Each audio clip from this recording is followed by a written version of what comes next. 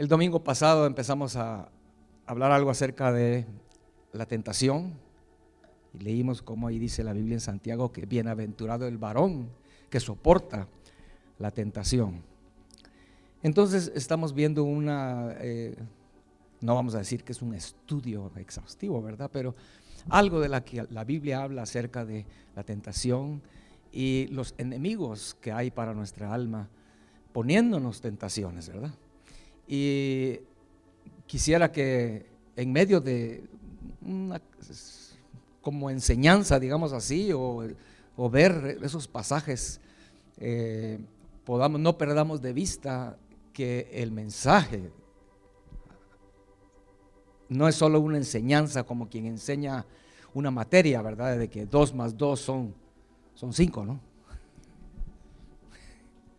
Hoy en nuestro tiempo, si usted dice, le contradice a alguien que 2 más 2 son 5, estamos en problemas, ¿verdad? Porque estamos fallando según las normas del mundo hoy, ¿verdad? Es un problema en el que estamos viviendo en este tiempo final, uno de los tantos problemas. Pero hermanos, en medio de la enseñanza, de ver versos y lo que significa, etcétera, no perdamos de vista que el mensaje del Señor para nosotros es que Él no quiere que caigamos en tentación. Él quiere que permanezcamos libres del pecado, lejos del pecado, y que la vida de Él crezca en nosotros y que lo que nosotros somos, la carne, muera. Amén. Y el domingo pasado entonces vimos que tal vez el enemigo más fuerte es la carne, ¿verdad? El vieja naturaleza en nosotros. ¿Por qué? Porque por esa vieja naturaleza y por la carne es que los otros dos enemigos pueden intervenir en nosotros para tentarnos y hacernos caer y destruir nuestras vidas. Porque si la vieja naturaleza en nosotros, la carne, muere, el mundo ya no tiene efecto en nuestras vidas. Y Satanás tampoco ya no puede hacer con nosotros nada, porque ya la carne murió, ¿verdad? Solo está la naturaleza de Jesucristo en nosotros, como Pablo dijo, ya no vivo yo, Cristo vive en mí. Entonces en ese momento el enemigo ya no tiene, los otros enemigos ya no tienen cómo pelear. Pero mientras hay carne en nosotros, tenemos los otros enemigos ahí batallando contra nosotros, enfocándose en la carne que hay en nosotros. Y el enemigo entonces que queremos ver hoy es el mundo. Amén. El mundo. Dice Juan capítulo 17 verso 11, hablando Jesús del mundo y de sus discípulos. Dice en Juan, en esa oración del Señor en Juan 17 verso 11, dice: ya no estoy en el mundo, dice Jesús, mas estos, hablando de sus discípulos, están en el mundo, y yo voy a ti, Padre Santo, a los que me has dado, guárdalos en tu nombre para que sean uno, así como nosotros. Cuando estaba con ellos en el mundo, yo los guardaba en tu nombre, a los que me diste yo los guardé, y ninguno de ellos se perdió, sino el hijo de perdición, para que la escritura se cumpliese. Pero ahora voy a ti y hablo esto en el mundo para que tengan mi gozo cumplido en sí mismos. Yo les he dado tu palabra y el mundo los aborreció, porque no son del mundo, como tampoco yo soy del mundo. Verso 15, no ruego que los quites del mundo, sino que los guardes del mal. Amén. Entonces el Señor está hablando aquí que su voluntad para nosotros no es quitarnos del mundo, ¿verdad? Esto nos regresa a lo que hablamos el domingo pasado de gente que ellos se quitan del mundo, metiéndose en un convento, metiéndose en un monasterio, como hablamos el domingo pasado, ¿verdad? Tratando de esconderse del mundo, pero no es el plan de Dios. El plan de Dios es que en el mundo, recuerda, que seamos luz, que su pueblo, sus discípulos son la sal de la tierra, dice la Biblia, ¿verdad? Amén. No es la solución esconderse, ¿verdad? Porque en el momento que salgas, te das cuenta que no ha habido cambios en tu vida, ¿verdad? Porque aún esas pruebas nos ayudan a ir avanzando. Cada vez que vencemos, vamos creciendo. Amén. La historia nos habla de un grupo de judíos, una secta podría llamársele, así como habían fariseos, habían saduceos. También por la historia, la Biblia no los menciona, pero en la historia aparecen los esenios, aquellos que fueron a vivir a un área al sur de Israel que se llamaba Qumran, ¿verdad? ¿Recuerdan ustedes los rollos del Mar Muerto? Entonces ahí en ese lugar, en esa área, estos esenios se escondieron. Al principio tenían sus razones, porque el gobierno era un gobierno en Israel, pues que no era, después en la guerra de los macabeos, en ese tiempo, ese gobierno no era de acuerdo a los lineamientos bíblicos, el sacerdocio, etcétera. Entonces ellos se separaron buscando la pureza, buscando ser limpios. Eso fue más o menos 1.5 siglos antes de Cristo, ¿verdad? Y sí, ellos creían en la venida del Mesías y se purificaban para la venida del Mesías, pero no les ayudó, porque vino el Mesías y lo perdieron, ¿verdad? Ni lo vieron, porque durante el tiempo de Jesús no se menciona nada de los esenios. Duraron hasta después de Cristo, desaparecieron, ¿verdad? Este grupo de judíos. O sea que, imagínense, apartarse porque quieres esperar la venida del Señor y estar limpio para cuando Él venga, pero Él vino y estuvo en este mundo y sabemos, ¿verdad?, que Él se juntaba con pecadores, con bebedores de vino, pero no para Él beber y para pecar, sino para Él darles el mensaje y liberar a aquellos que eran ovejas perdidas de Israel. Entonces el mensaje, obviamente lo que Jesús está diciendo es así: no te ruego que los quites del mundo, pero que los guardes del mal. Amén. Leamos Romanos, hermanos, capítulo 12, verso 1 al verso 2, y dice, Romanos 12, verso 1 y 2. Así que, hermanos, os ruego por las misericordias de Dios que presentéis vuestros cuerpos en sacrificio vivo, santo, agradable a Dios, que es vuestro culto racional. ¿Verdad? Ese es el plan de Dios, que nos presentemos limpios, un sacrificio agradable, vivo, delante de Dios. Verso 2: no os conforméis a este siglo, sino transformaos por medio de la renovación de vuestro entendimiento, para que probéis cuál sea la buena voluntad de Dios, agradable y perfecta. Amén. Entonces, hermanos, queremos ver que el mundo, según lo que habla aquí Jesús y según lo que la Biblia nos enseña, no solo está hablándonos del planeta, ¿verdad? El mundo. No podemos pensar solo así, que es el planeta, sino también está hablando de sus habitantes. Amén. Sus habitantes, cuando habla del mundo, ¿verdad?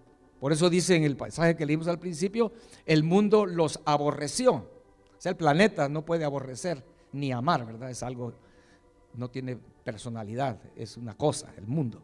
Pero el mundo en sí, los habitantes del planeta, son personas, son el mundo. La Biblia se refiere a eso también. Y cuando Jesús dice que el mundo los aborreció y que ellos están en el mundo, obviamente ahí Jesús está hablando de dos grupos, ¿verdad? En el planeta, dos grupos. Los que aborrecieron a los discípulos que estaban en el mundo pero no eran del mundo. Entonces dos grupos en el mundo, hay dos grupos. Aquellos que le agradan a Dios, aquellos que aman a Dios, los discípulos de Dios, los justos, ¿verdad? Como también están los que lo rechazan, ¿verdad? Es el mundo, los que rechazan al Señor. Ahora, aquí donde leímos en Romanos, dice, no os conforméis a este siglo. Amén. ¿Qué es conformarse? Conformarse está hablándonos de que nosotros adoptamos el comportarnos de acuerdo a lo que es socialmente aceptado en el mundo, ¿verdad? O sea, el mundo, no nos conformemos al mundo, no nos conformemos a ese grupo de habitantes del planeta que no reconocen a Dios, rechazan las cosas de Dios. Es al contrario, ellos buscan hacer lo contrario, ¿verdad? El Señor dice, solo pueden tener una, el hombre dejará a su padre, a su madre y se unirá a su mujer, ¿verdad? Una esposa. Pero viene el hombre, el mundo, y dice, ay no, una, ¿cómo va a ser una? Puedo tener dos. ¿Y por qué no, verdad? ¿Y por qué no tres? ¿Por qué no 325, verdad? Como un hombre que secuestró a una jovencita, eso ya fue hace bastantes años, estaba leyendo yo. La secuestró para casarse con ella, eso fue en Utah. Y su esposa lo ayudó. Pero cuando después de varios años, no sé si 2 años o 3, la rescataron, la esposa confesó que su esposo tenía el propósito de tener 325 esposas y que le había pedido a ella que lo ayudara. Imagínense. Bueno, el mundo quiere siempre hacer lo contrario que Dios dice, ¿verdad? Si el Señor dice esto no se puede hacer, el mundo dice, ¿y por qué no? Sí se puede. Entonces lo que el Señor está diciéndonos aquí es que no nos comportemos, que no nos conformemos, o sea, cambiar nuestra forma de acuerdo a el mundo, lo que es socialmente aceptado. Pero eso es algo que hemos hecho toda la vida, ¿no? Desde niños queremos conformarnos a lo que hacen todos alrededor, porque si no vamos a ser rechazados, o vamos a ser ridiculizados, o vamos a ser criticados. Eso se ve mucho en las escuelas, ¿verdad? Cuando mandas tú a tu niño a la escuela, él se ve entonces en un ambiente donde tiene que ir adaptándose y conformándose a lo que todos los demás hacen. Y si todos los demás hacen fechorías, pues ellos terminan haciendo fechorías para no ser juzgados, para no ser criticados, para no ser rechazados, ¿verdad? Para evitar ser rechazados. Eso lo hemos vivido todos nosotros desde niños, ¿no? Amén. Como les decía el domingo pasado, recuerdo de joven, con otros jóvenes, robando espejos de los carros, y ni sabía, yo no sé de quién fue la idea, pero el asunto está que si todos lo están haciendo, y si nosotros decimos, no, yo no, nos van a decir santulones, o nos van a rechazar, etcétera. Amén. En resumen, entonces, conformarse al mundo es hacer lo que todos están haciendo. ¿Ok? Y eso es una decisión propia, hermanos. Nosotros escogemos hacer eso, y por eso está diciendo aquí, no nos conformemos al mundo. Cuando dice ahí a este siglo, es el mundo, es la misma palabra. Amén. Pero hermanos, como cristianos, lo importante no es lo exterior, sino lo interior. Como Pablo dice, cuando hablando de comida, ¿verdad? Todo me es lícito, pero no todo me conviene, no todo me edifica. O sea que no es lo exterior lo que el Señor en realidad le importa, ¿verdad? Aquí hay un balance muy delicado en que tenemos que ver, ¿verdad? Porque algunos cristianos que le dan énfasis a lo exterior, entonces leen no conformarse al mundo, entonces ven el mundo solo en lo exterior, y entonces si el mundo se viste de amarillo, entonces ellos dicen, no, nosotros no vamos a comprar nada amarillo, ¿verdad? Entonces se van a otros extremos porque solo ven lo exterior, y vemos que ahí es donde surge el legalismo, ¿verdad? El legalismo es eso, donde se les hace fácil simplemente rechazar, no conformarse a lo físico, a lo exterior en el mundo.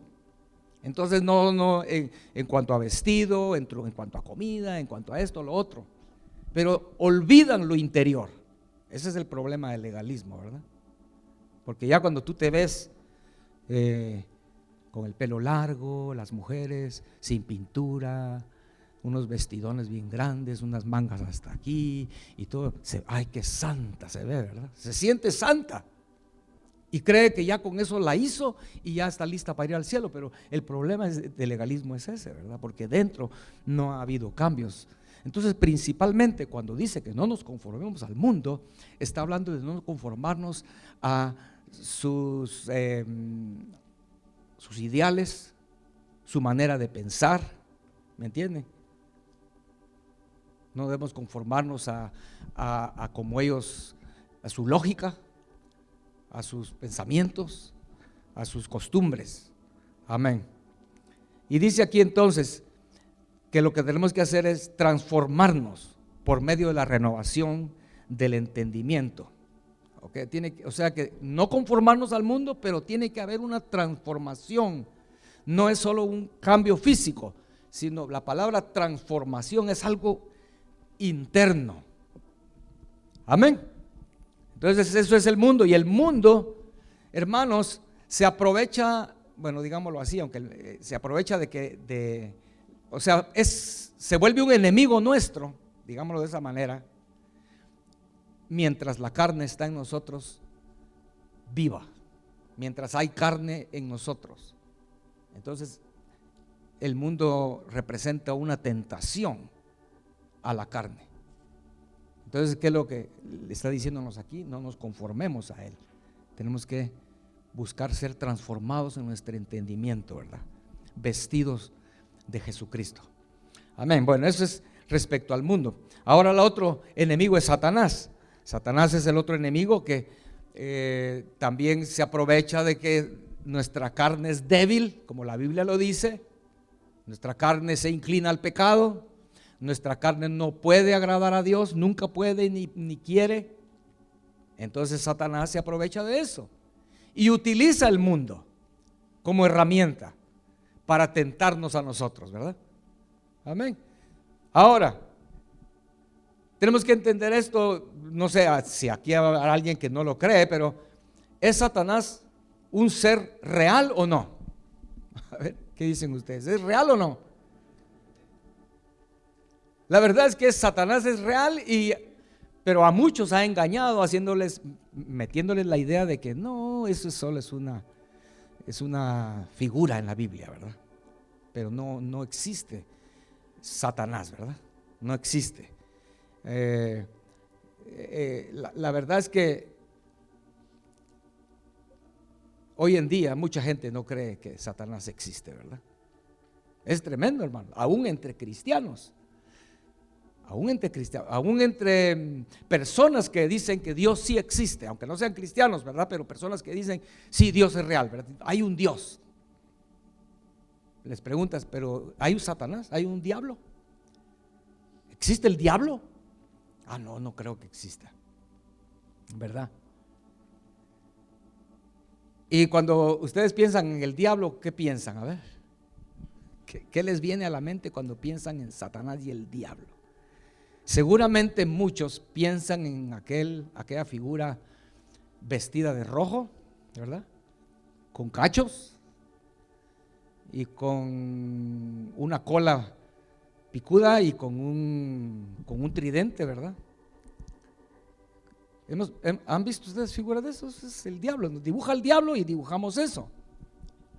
¿Pero por qué, hermanos? ¿Por qué creemos que el diablo es una especie como de aquellos payasos que había enfrente de las cortes, ¿verdad? Que tenían sus cachos yo no sé si es cierto esto, pero según dicen que en la Edad Media fue que se empezaron a inventar esas ideas de cómo es el diablo, ¿verdad? Porque ellos, según es lo que creen, ¿verdad? Algunos, ¿verdad? Que en la Edad Media ellos pensaron, bueno, Satanás es orgulloso, ¿verdad? Y no le gusta, él le gusta ser alabado, no le gusta que se burlen de él. Entonces vamos a hacer dibujos que se burlen de él para que él se aleje, ¿verdad? Eso es lo que creen que algunos pensaban haciendo esas figuras, burlándose del enemigo, ¿verdad?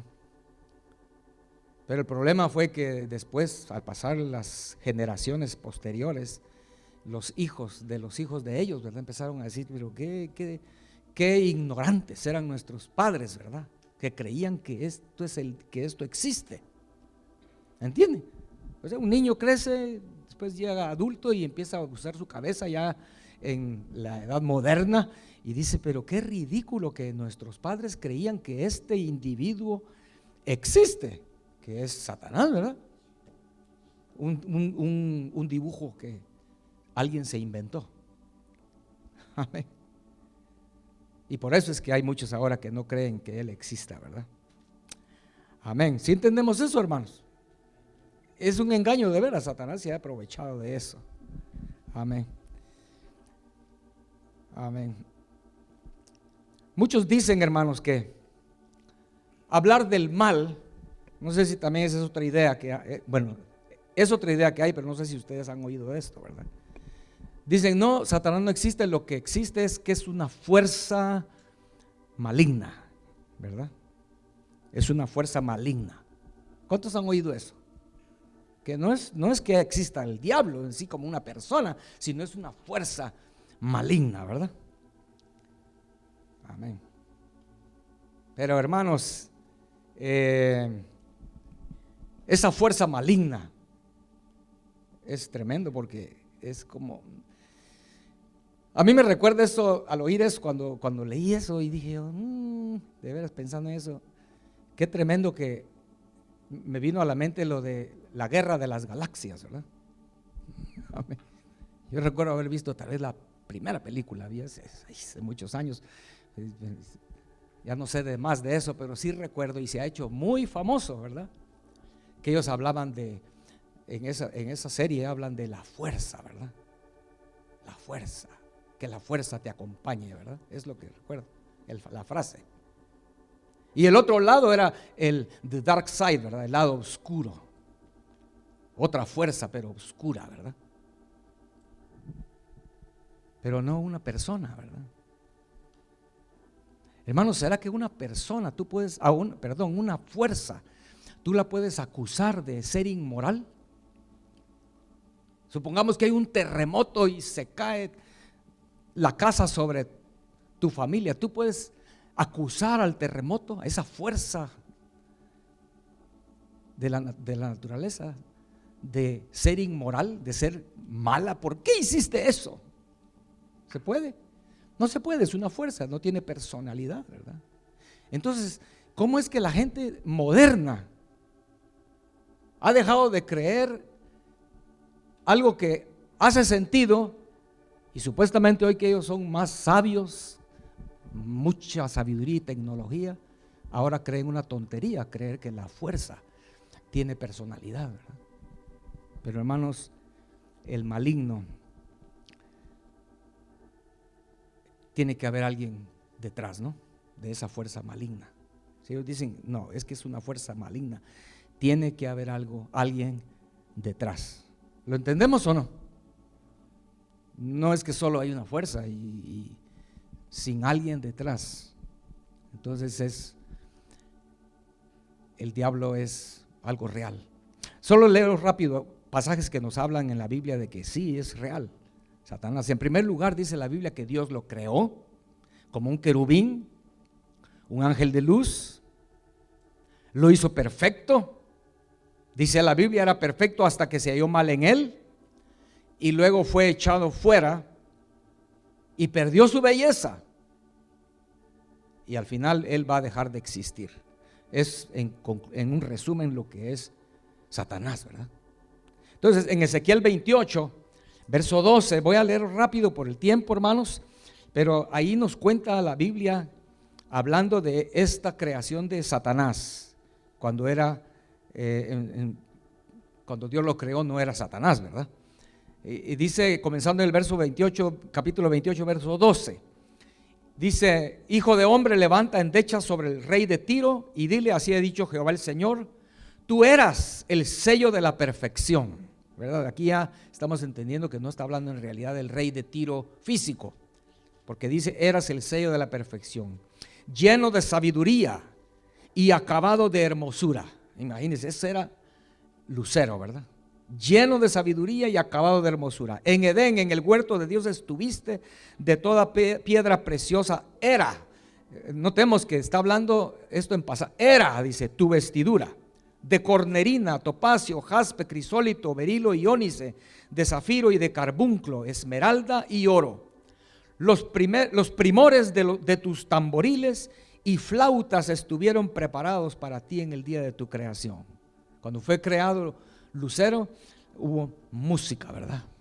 La música tiene que ver mucho con Lucero, con este querubín. Verso 14 dice, tú, le dice, querubín grande, protector. Amén. ¿Recuerdan los dos ángeles que están en el arca del pacto en Éxodo? esos dos querubines que protegen así el arca, están sobre el arca. Lucero era el más grande, ¿verdad? Protector, dice querubín grande, protector, eso era él. Yo te puse en el santo monte de Dios, ahí estuviste en medio de las piedras y de fuego te paseabas.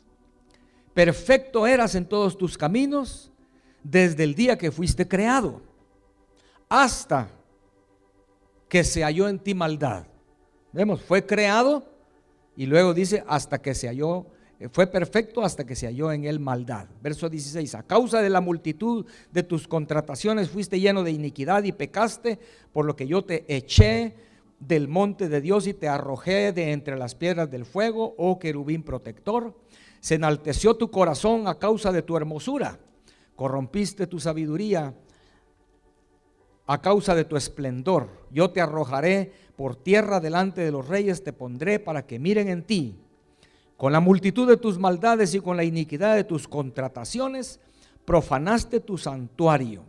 Yo pues, mire lo que dice ahora aquí, yo pues saqué fuego de en medio de ti, el cual te consumió. Y te puse en ceniza sobre la tierra a los ojos de todos los que te miran. Todos los que te conocieron de entre los pueblos se maravillarán sobre ti. Espanto serás y para siempre dejarás de ser. Vemos, o sea, aquí vemos, fue creado, falló, fue echado fuera y perdió su hermosura. Perdió muchas características, ¿verdad? Pero no todas, no todas. En Isaías 14, solo para terminar con algunos pasajes que la Biblia habla claramente de Lucero y de Satanás, ¿verdad? Aquí nos muestra que su nombre era Lucero en Isaías 14, verso 12. Dice Isaías, ¿cómo caíste del cielo, oh Lucero, hijo de la mañana? ¿Verdad? Ese es otro nombre de Satanás. ¿Cómo caíste del cielo, oh Lucero, hijo de la mañana? Cortado fuiste por tierra, tú que debilitabas a las naciones. Tú que decías en tu corazón, subiré al cielo, en lo alto junto a las estrellas de Dios levantaré mi trono y en el monte del testimonio me sentaré a los lados del norte. Sobre las alturas de las nubes subiré y seré semejante al Altísimo, mas tú derribado eres hasta el Seol, a los lados del abismo. Amén. Solo eso quería él, ¿verdad? Ser semejante al Altísimo, estar ahí en lo más alto, en el trono donde está el Señor, ¿verdad? Pero vemos ahí en Isaías 14 donde está explicado lo que creemos, ¿verdad? Qué es lo que pasó, lo que él hizo, lo que él quería hacer. En Lucas 10 Jesús, hablando de Satanás, dice en el verso 17, capítulo de Lucas 10, 17, volvieron los 70 con gozo, diciendo, Señor, aún los demonios se nos sujetan en tu nombre. Mira, aquí la Biblia menciona a los demonios, ¿verdad? Yo creo que todos no lo vamos a ver hoy con detalle, pero sabemos que Satanás es el príncipe de las tinieblas y bajo él están muchos gobernadores en los aires, potestades, hasta demonios, ¿verdad? Los más bajitos, son los meros soldaditos más rasos, son los demonios, ¿verdad? Entonces dicen los discípulos, hasta los demonios se nos sujetan, bueno, Señor, aún los demonios se nos sujetan en tu nombre. Entonces Jesús les dice, yo veía a Satanás caer del cielo como un rayo, ¿verdad? He aquí os doy potestad de hollar serpientes y escorpiones y sobre toda fuerza del enemigo, y nada os dañará. Pero no os regocijéis de que los espíritus se os sujetan. Espíritus, ¿verdad? Son espíritus, esas potestades en los aires, gobernadores, Satanás mismo es espíritu. ¿Ok? Recuerdan que Satanás entró en Judas, ¿verdad? En la Biblia lo dice, que cuando Judas comió el bocado, detrás del bocado, dice la Biblia, entró Satanás, es lo que dice. Es tremendo, ¿no? Bueno, entonces, hermanos, así que es seguro que Satanás no es como lo pintan, ¿verdad? Con cachos y con cola. Seguramente es mucho, mucho más horrible de lo que podemos imaginar. Ok.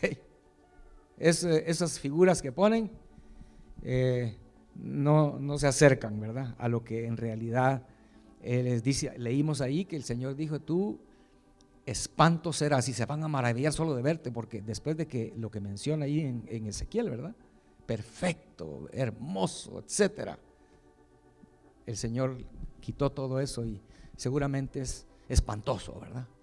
Y no queremos que se nos presente, ¿verdad? ¿Alguno de ustedes quisiera que se le presente? No. La historia dice que se le presentó a Martín Lutero, ¿verdad? Y cuando Martín Lutero lo vio, le tiró el frasco de, como ellos escribían con tinta, le tiró el tintero. Y de ahí y estaba la mancha de tinta en la pared, ahí donde vivió Martín Lutero. Es lo que la historia dice. Si es totalmente eso cierto, no lo sé, pero eso se dice, ¿verdad?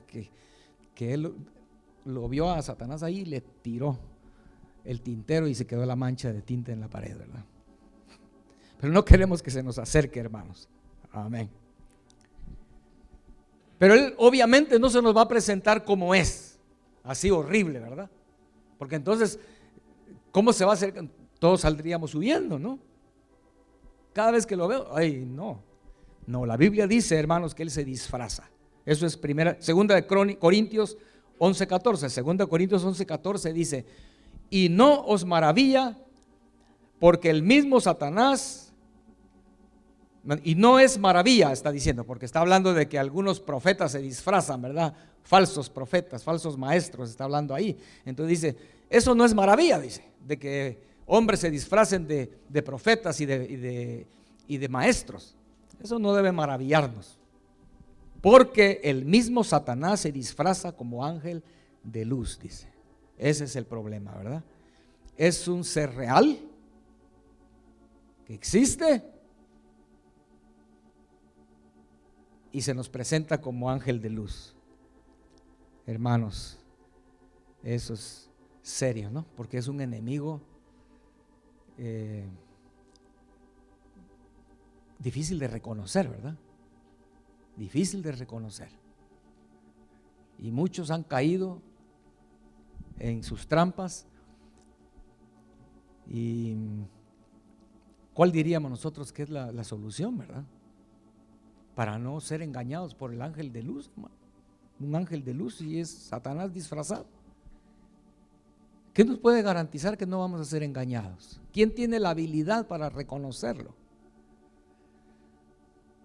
Obviamente necesitamos confiar y esperar en su misericordia, ¿verdad? En primer lugar.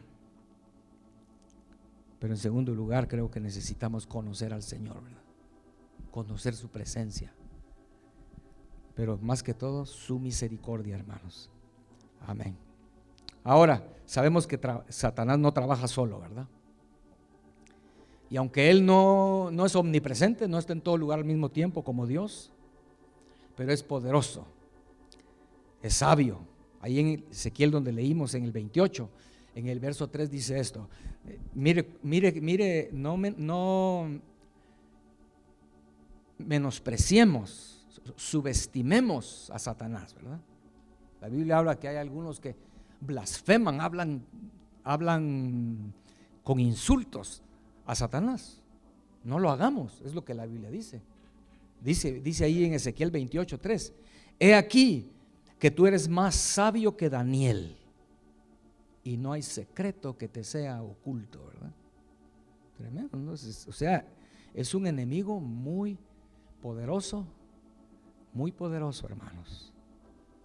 Hay otros nombres en la Biblia que habla de Satanás. Sus nombres son, se los voy a leer rápido: diablo, lucero, hijo de la mañana, el acusador, el tentador, Belcebú, príncipe de los demonios. También el malo, cuando dice el malo es Satanás, padre de mentira, príncipe de este mundo, el maligno, el Dios de este siglo, Belial, príncipe de la potestad del aire, Abadón, Apolión, gran dragón y la serpiente antigua. Todos esos son nombres de este enemigo. Amén. Así que entendemos que nuestra guerra, dice el apóstol Pablo, no es contra sangre, contra carne y sangre. Eso es Efesios capítulo 6. Si usted recuerda cuando el apóstol Pablo dice eso, dice Efesios 6:11, vestidos de toda la armadura de Dios para que podáis estar firmes contra las acechanzas del diablo. ¿Ok? Porque no tenemos lucha contra sangre y carne, sino contra principados, contra potestades, contra los gobernadores de las tinieblas de este siglo, contra las huestes espirituales de maldad en las regiones celestes. Por tanto, tomad toda la armadura de Dios para que podáis resistir en el día malo y habiendo acabado todo estar firmes. Entonces es una guerra espiritual, hermanos. Amén. ¿Cómo necesitamos entonces nosotros ser espirituales, hermanos? Dejar de alimentar la carne. Busquemos a Dios y que Él ponga de su espíritu en nosotros para poder ganar en esta guerra. Amén. Amén. Ahora quiero leer dos versos muy interesantes, porque Jesús hablando de esto, estamos hablando de la tentación, ¿verdad? Entonces mire cómo Jesús dice en la oración del Padre Nuestro, ¿recuerdan eso? La oración, así se le llama, ¿verdad? Para que todo el mundo entienda, la oración del Padre Nuestro. Pero en realidad es una oración patrón, una oración ejemplo que Dios está diciendo a sus discípulos. Ustedes deben orar así. Y nosotros la sabemos, la hemos aprendido, ¿verdad? Padre Nuestro que estás en los cielos. Y así empieza. Entonces, en esa oración está en Mateo 6. Luego dice en el verso 13, al final de la oración, dice: y no nos metas en tentación, mas líbranos del mal, porque tuyo es el reino y el poder y la gloria por todos los siglos. Amén. No nos metas en tentación, mas líbranos del mal. Juan capítulo 17, verso 15, en la oración de Jesús, también leímos eso hace un momento, en el capítulo 17, en el verso 15 dice: no ruego que los quites del mundo, sino que los guardes del mal. Amén. Esa palabra mal allí se refiere al maligno. Al maligno. Si usted busca una Biblia que sea una traducción literal, va a encontrar que ahí dice: y no nos metas en tentación, mas líbranos del malo. ¿Ok? Líbranos del malo, del enemigo. Entonces, ¿qué es lo que el Señor está orando, hermanos? Que le pidamos a Él: Señor, líbrame del malo, del enemigo. En otras palabras, está diciéndonos, hermanos, lo contrario a eso sería buscarlo, ¿verdad? ¿Recuerdan Josías? ¿Por qué murió Josías? Un rey preciosísimo, un rey piadoso, por no decir piadosísimo, ¿verdad? Pero uno de los reyes más preciosos, ¿verdad? Después de David en la Biblia. ¿Y cómo murió Josías? Porque venía Faraón a pelear con otro. Y Josías dijo: ay, voy a ir a pelear contra Faraón, ¿verdad? Y todavía Faraón le manda a decir: no es pleito contigo, vete. Voy para allá, a pelear para allá. Y Josías dijo: no, yo voy a pelear. Y Faraón lo mató, ¿verdad? Entonces Jesús dice que oremos: Padre, no, guárdame del enemigo. Hermano, porque es un enemigo muy serio, muy difícil. Ok. Pero si viene, pero si tenemos que pelear porque Él viene directamente hacia nosotros, ¿qué vamos a hacer? La Biblia dice, ¿verdad? Resistid al diablo y huirá de vosotros. Pero ¿cómo lo vamos a resistir? Dice: sometiéndonos a Dios. Amén. Porque le resistimos, pero si estamos sometidos a Dios, tenemos el respaldo del Todopoderoso, ¿verdad? Si alguien se somete a Dios y se le resiste al enemigo, cuando Satanás trata de atacar, ve que tiene el respaldo del Altísimo, entonces él huye de nosotros, de nosotros, ¿verdad? Pero si tú eres un rebelde, tú eres uno que anda mal, pues, dándole gusto a la carne, conformándote al mundo, haces las cosas como el mundo las hace, mejor no te metas con el enemigo, porque te va a matar, ¿verdad? Amén. Es esa palabra griega ahí, el mal, se refiere al maligno, ¿verdad? Entonces, hermanos, para resumir, ¿verdad?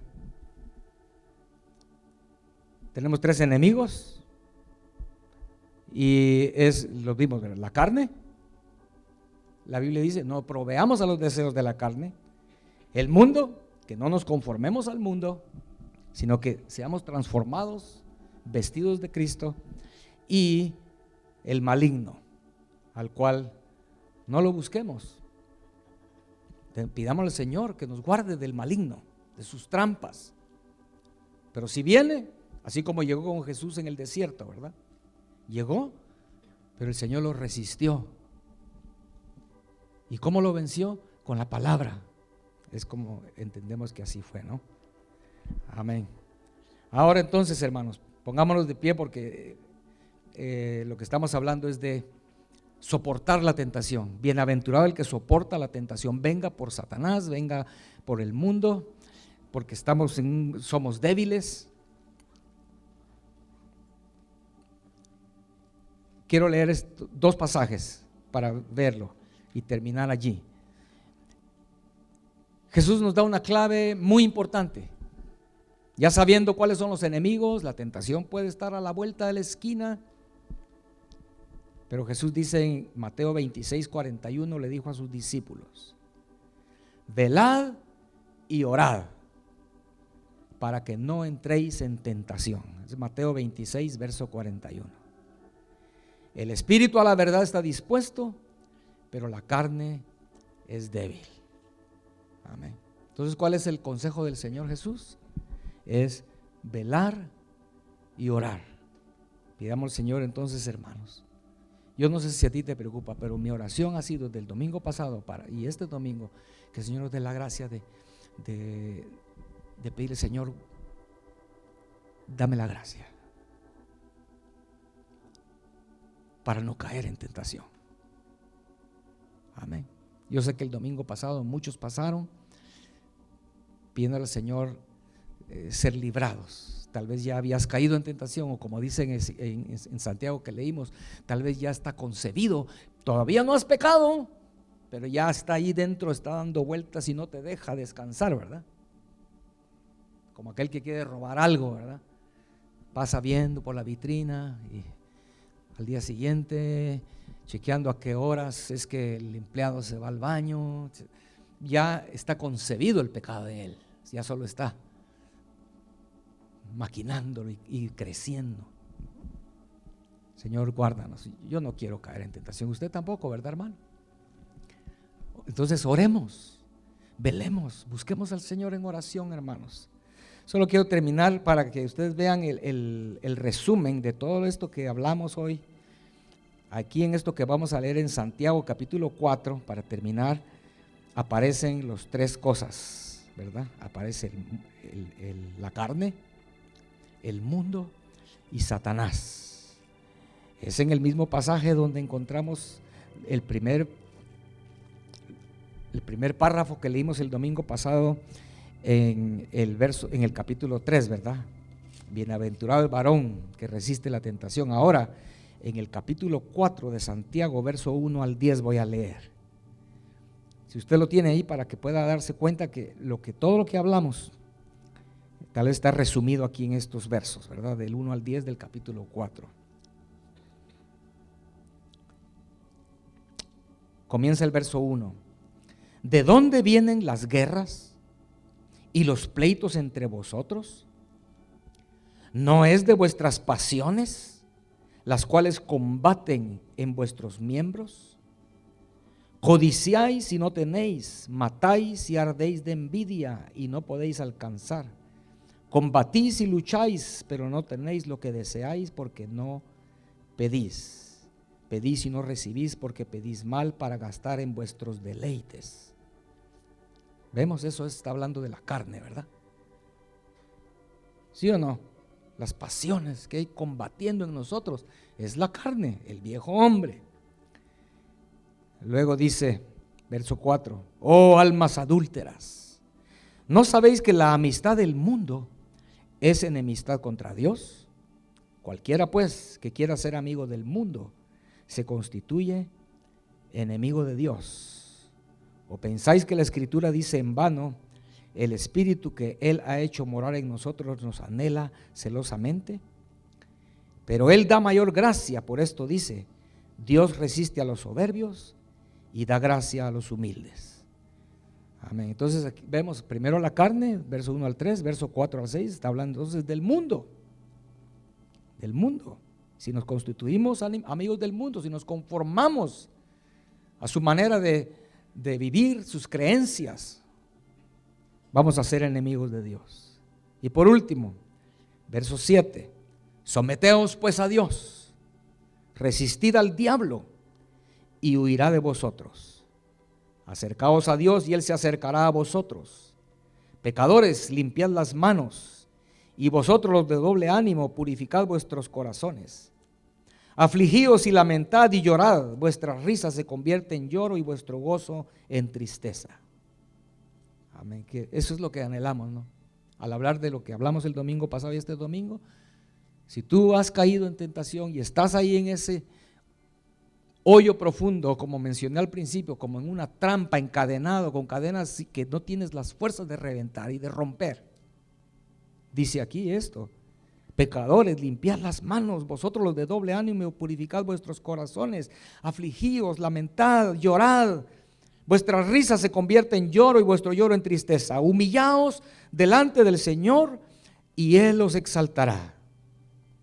Amén. Vemos ahí entonces, como en un resumen, lo que estuvimos hablando estos 2 domingos. Que el Señor nos dé la gracia. Amén.